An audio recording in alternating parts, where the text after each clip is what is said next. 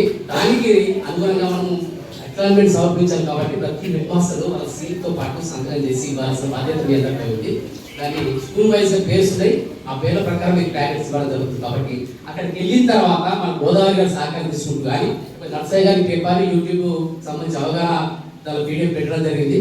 దానికి విద్యార్థులతో మాట్లాడుతూ ప్రైవసీ ఉంటుంది కాబట్టి వాళ్ళతో మాట్లాడుతూ ఈ యొక్క అవగాహన పెంపొందిస్తే వాళ్ళు యూజ్ చేసుకోవడానికి ఈజీగా ఉంటుంది. కాబట్టి దాన్ని అలా యూజ్ చేయమని చెప్తాను.